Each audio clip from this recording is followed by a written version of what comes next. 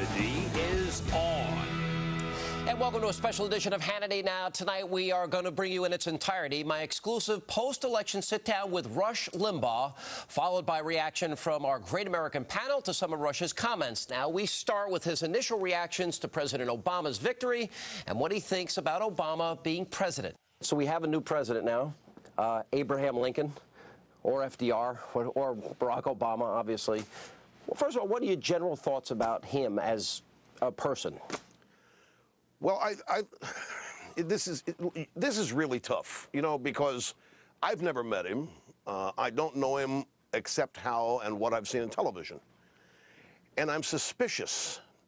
When I see the media and the entire establishment on the left lay down and become cult-like and not examine who he is, what he's done, and not really examine what he says, but just praise him because of how he says it, my antenna go up. I'll tell you, a lot of people are right now just, they're absorbed in the historical nature of this, first black president and so forth. Well, that is wonderful. That's great. But I got over that months ago after he won the election. I mean, Sean, he is our president now. And he's not black. He's not from Mars. He's our president. He's a human being. We're a country comprised of human beings that the Democrat Party and the left have attempted to arrange into groups of victims. And that's who he appeals to.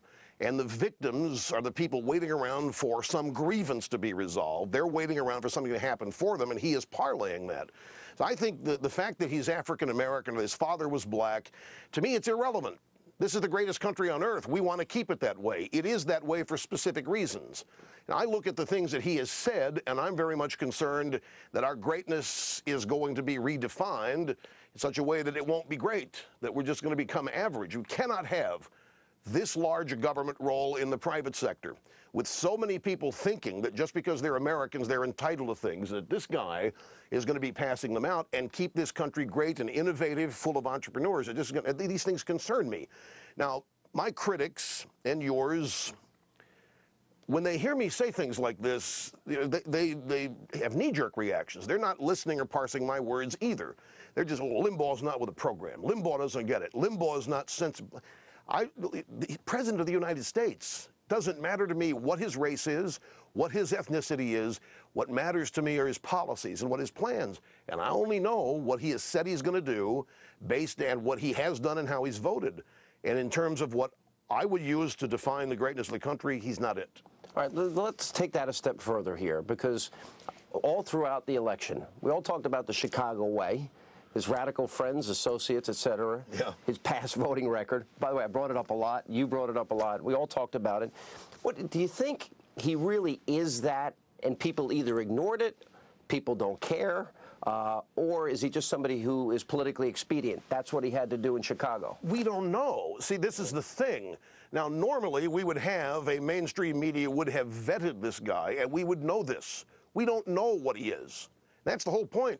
And people don't care what he is. They don't care who he is. They care that he's black. They care that he's historic. They care that they think he's an intellectual because of the way he speaks. It's all about how he speaks. I mean, I look at some of the facial expressions of people when they're watching the guy. It's frightening. But I'm a thinker. You know, a lot of people, I guess, aren't. People are emotional, and they react emotionally to things. And if he makes them feel good, especially in economic bad times, then that's all they're really going to care about.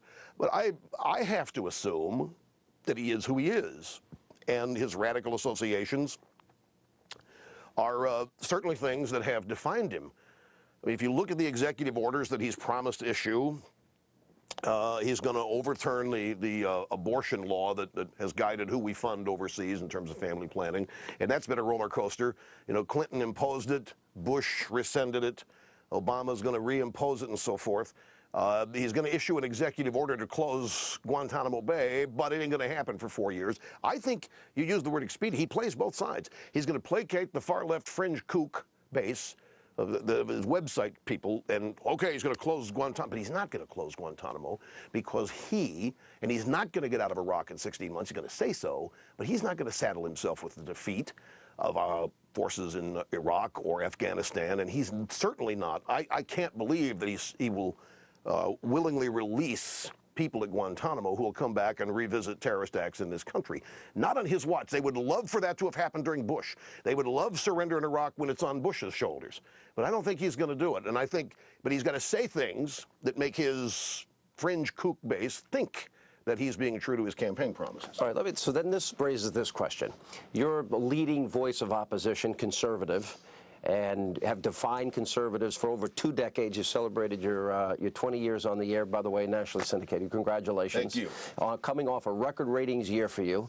But here, you are a passionate conservative. You've defined conservatives for many people in this country for years. He represents the antithesis in terms of his worldview. So then the question becomes, do you want him to succeed? Now, I am so glad that he asked me that question, that you asked me this question. I'm glad to. I'll tell you why. I am hearing many Republicans say that very thing. Well, we want him to succeed. And prominent Republicans, yes, we want him. They have laid down. They're drinking the Kool-Aid too. They have no guts to stand up for what their beliefs are because they're afraid of criticism. They're afraid of being called racist. They're afraid of not having gotten with the program. Now, success can be defined 2 ways. I said earlier, I don't know about this guy. I really don't. I've got my suspicions, and they're pretty close to convictions, but we're going to have to wait, see what he does. Now, if he turns out to be a Reagan, if he adds Reagan to his recipe of FDR and Lincoln, and if he does cut some taxes, if he does not eliminate the Bush tax cuts, I would call that success. So, yeah, I would hope he would succeed if he acts like Reagan. But if he's going to do FDR, if he's going to do the New Deal all over, which we will call here the raw deal, why would I want him to succeed? Go back. Look, he's my president. The fact that he is historic is irrelevant to me now. That matters not at all. If he is going to implement a far-left agenda, and look, I think it's already decided, $2 trillion in stimulus, the growth of government. I think the intent here is to create as many dependent Americans as possible, looking to government for their hope and salvation. If he gets nationalized health care, I mean, it's over, Sean. We're never going to roll that back. That's the end of America as we have known it, because that's then going to set the stage for everything being government-owned, operated, or provided.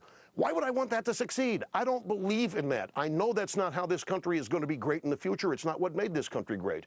So I shamelessly say no. I want him to fail. If his agenda is a far-left collectivism, some people say socialism, as a conservative, heartfelt, deeply, why would I want socialism to succeed?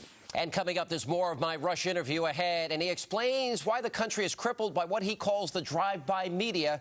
And we'll also have reaction from our great American panel. That's all straight ahead.